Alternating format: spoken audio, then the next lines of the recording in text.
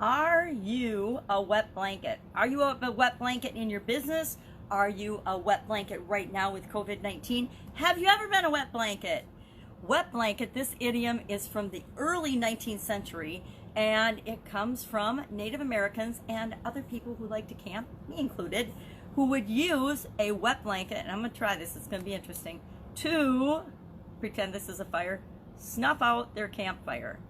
It'd be good if I didn't start a fire in my area today. Ta-da! Fire out. I was wondering if I could pull that off today. So a wet blanket, it represents oftentimes people would use, and people still do. I use a bucket. We always had a bucket when we were camping, and if we're going to put out the fire, there's a bucket of water by the fire, always in case of emergencies, as well as to put out the fire at the end of the day. But people used to use a wet blanket. They'd go to the nearest river, they'd dunk the blanket in the water, and then they would use that to make sure that their fire was out. I personally would never waste a blanket on a fire because I like to be warm and cozy.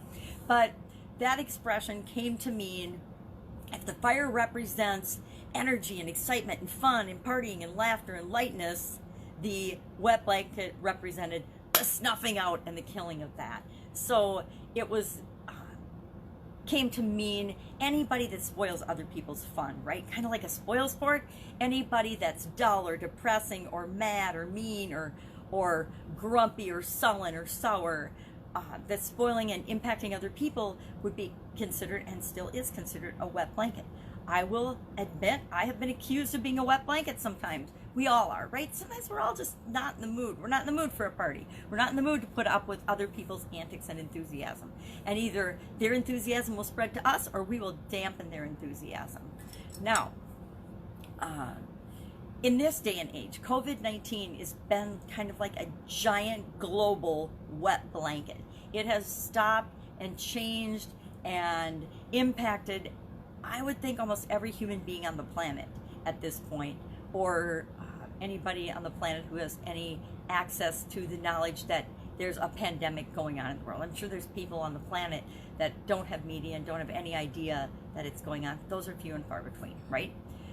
Now, we have a tendency, me included, to want to be a wet blanket when any challenge comes our way, when any big situation comes up, whenever there's a problem, I want to fix it and solve it. And part of that process for me is saying, what's the worst that can happen? What is the worst that can happen if I act? What's the worst that can happen if I don't act? And that's me kind of being a wet blanket, but it's also me, I'd like to believe, wisely considering possible alternatives, and that helps me to determine what's the risk of the different actions that I can take. But I always try to jump into solution focus versus focusing on the problem.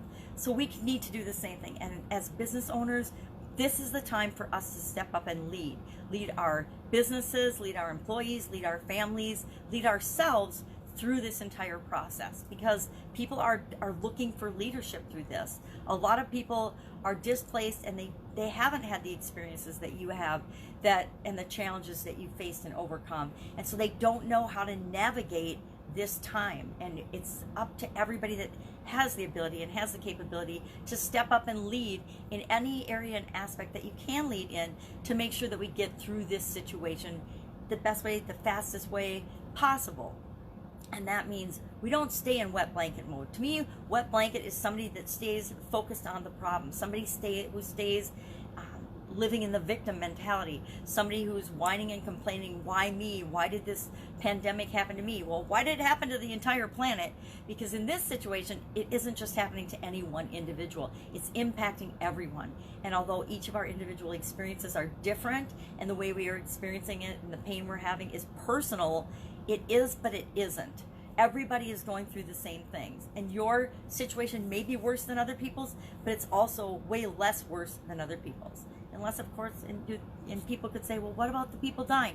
And I will say and contend that even the people dying are better off. And that's a bold statement, but that's based on my personal experience with death. So, wet blanket. Do you want to be a wet blanket, stay focused on the problem? Or do you want to focus on the solutions and what you can do right now, what you can possibly do, how you can step up your communication. Whether your business is open or not, it is entirely possible to be communicating with your existing customers and looking for and finding new customers. Even if your business is shuttered right now, you can still be building relationships and forming relationships that will lead to new customers when you can unshutter it and open up your physical location. Every business can have some kind of an online presence, a social media presence, and be communicating with people and finding new people for their business when it goes back to whatever it is you're designing your business to be when you open up again.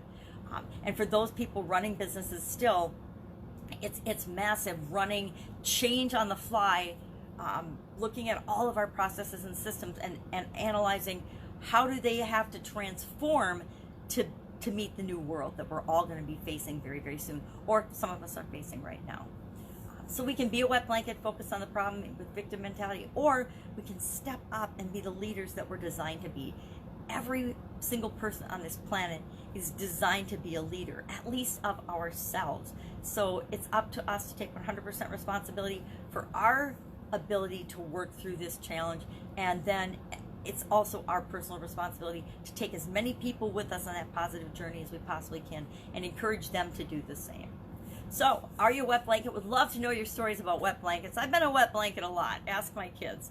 I've been a wet blanket in my corporate jobs. I've been a wet blanket in my businesses. And I learned that being a wet blanket, it wasn't that fun for my employees, and it wasn't that fun for me either. And so that's part of what encouraged me to learn to focus on what's possible, focus on the solutions, focus on what we can do always, and keep moving forward and making progress. That's it. Have an absolutely amazing day. If I can help you in any way, ask. Just ask in the comments below. If there's an idiom that you would like to know the meaning of and the history of and how we might be able to apply it to our lives right now, put that in the comments below as well, because I am always looking for new idioms to explore the meaning of and find freakishly ridiculous ways to demonstrate them for myself and for you. Have an amazing day, and I will, of course, be with you tomorrow. Bye.